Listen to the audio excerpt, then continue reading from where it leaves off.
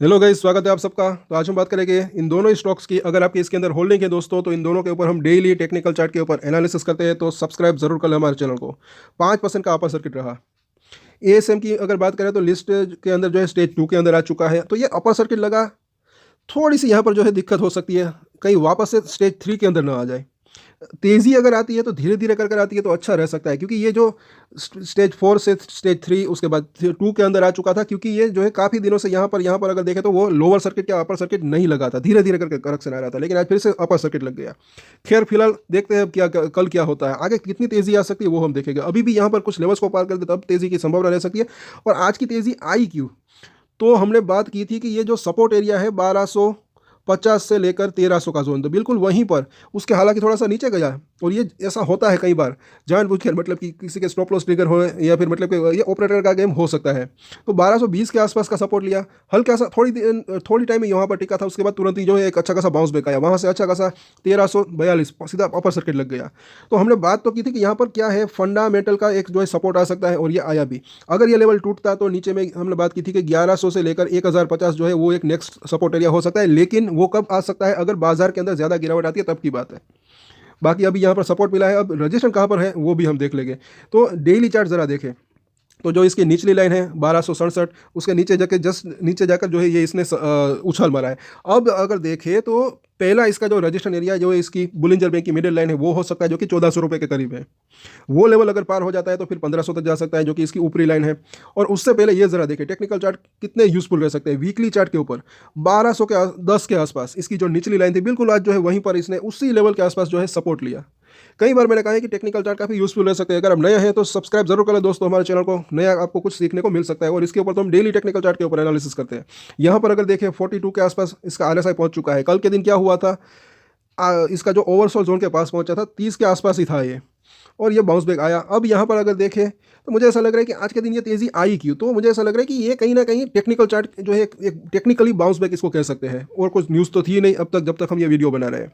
So overall अगर देखें जो इसके सपोर्ट दिख रहे हैं, पहले सपोर्ट की हम बात कर रहे हैं जो है कर लेते हैं। पहला सपोर्ट एरिया अभी भी इसका 1280, उसके नीचे जो है 1250 का जोन। तो ये जोन दिख रहा है, ये लेवल टूटता है तो फिर जैसे कि हमने बात की 1100 से लेकर 1050 का लेवल, तो ये जो है दूर के सपोर्ट और ये नज़दीकी सपोर्ट दिख रहे हैं। रजिस्ट्रेशन की बात करें, खास करें तेज़ी कंटिन्यू रहती है तो पहला रजिस्ट्रेशन कल के दिन ही मुझे ऐसा लग रहा है कि ये 1400 के आसपास ले सकता है। 1400 से 1420 के आसपास का जोन, ये लेवल पार हो जाता है तो फिर जो है 1480 से लेकर 1500 का जोन, तो ये दो इसके अभी जो है रजिस्ट्रेशन दिख रहे हैं। बस ये 1500 को सक्सेसफुली पार कर दे फिर एक इसके अंदर अच्छी तेज़ी आ सकती है, जो कि इसको 2000 से 1800 से 2000 तक ले जा सकती है, ऐसा लग रहा है। बाकी लॉन्ग टर्म में अच्छी तेज़ी की संभावना रह सकती है, लेकिन ये शॉर्ट टर्म में वॉलेटिलिटी रह सकती है। तो कल के दिन वापस से चर्चा करेंगे, तब तक के लिए इन सपोर्ट और रजिस्ट्रेशन के ऊपर नजर रख सकते हैं। वार एनर्जीज की बात करें तो इसके अंदर भी जो है ये टेक्निकल बाउंस बैक है, ऐसा लग रहा है, क्योंकि काफ़ी ये गिरावट आ चुकी थी, नीचे से ये बाउंस बैक आया। आगे कहाँ तक जा सकता है उसके ऊपर चर्चा करेंगे। 2850 का प्राइस है, तो इसके अंदर भी कुछ इंडिकेटर्स लगाते हैं। तो यहाँ पर ज़रा देखें, पहला जो है इसका ये तेज़ी कंटिन्यू रहती है तो 2950 ये एक रजिस्ट्रेशन एरिया हो सकता है। वो लेवल अगर पार हो जाता है तो फिर ये 3300 का आसपास का जोन, जो कि इसकी ऊपरी लाइन है बुलिंजर बैंड की, वहाँ तक जा सकता है। लेकिन उससे पहले इसको कुछ रजिस्ट्रेशन का सामना भी करना पड़ सकता है। ओवरऑल अगर देखें तो सपोर्ट एरिया पहला कौन सा दिख रहा है, 2620 रुपये के आसपास का जोन, और इन तीनों ही लाइन्स के अंदर डेली चेंजेस होते रहते हैं। और साथ साथ ये जो लेवल है 21 दिन का मूविंग एवरेज, ये काफ़ी इंपॉर्टेंट मुझे दिख रहा है। एक जो है 2920 के आसपास का है, ये पार होता है, वहाँ पर टिकने लगे, फिर एक जो है वो स्ट्रेंथ वापस आ सकती है, ऐसा लग रहा है। जैसे कि यहाँ पर हुआ था, जब ये करेक्शन आया उसके बाद जैसे ये 21 दिन के मूविंग एवरेज के ऊपर निकला, फिर एक दो दिन वहाँ पर टिका, उसके बाद एक अच्छी खासी रैली आई जो कि इसको 3500 के करीब ले गई थी। उसके बाद ये वापस से करेक्शन आया। तो ये 21 दिन का जो मूविंग एवरेज है वो काफ़ी इंपॉर्टेंट लग रहा है, इसके ऊपर नजर रख सकते हैं। पहला रजिस्ट्रेशन एरिया तो यही यहाँ पर दिख रहा है। तो इसके अब सपोर्ट और रजिस्ट्रेशन हम देखें तो 2850 का प्राइस है।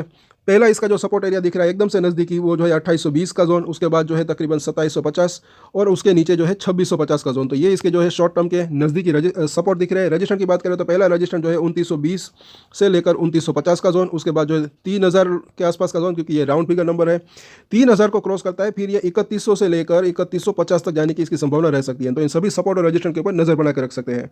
सो कल वापस है इन दोनों के ऊपर चर्चा करेंगे। इसके अंदर भी अगर देखें तो लॉन्ग टर्म में अच्छी तेजी की संभावना रह सकती है, क्योंकि दोनों ही स्टॉक जो है रिन्यूएबल एनर्जी के अंदर है। तो दोनों के अंदर मुझे ऐसा लग रहा है कि एक लॉन्ग टर्म में अच्छी तेजी की संभावना रह सकती है, लेकिन ये शॉर्ट टर्म में वॉलेटिलिटी रह सकती है। तो इन सपोर्ट और रजिस्ट्रेशन के ऊपर चाहे तो अपनी नजर बना कर रख सकते हैं। सो आज के वीडियो में इतना ही। और एक स्टैंडर्ड डिस्क्लेमर जो कि मैं हमेशा देता हूँ, आप कोई भी ट्रेड ले उससे पहले अपनी रिसर्च करें, अपने फाइनेंशियल एडवाइजर की सलाह ले, उसके बाद ही कोई डिसीजन ले, और डिसीजन ले तो उसकी जिम्मेदारी मेच्योरिटी के साथ खुद ही ले। ये वीडियो मैंने एजुकेशन पर्पस के लिए बनाई, मेरी तरफ से कोई भी बाय या सेल की रिकमेंडेशन नहीं है। Thank you.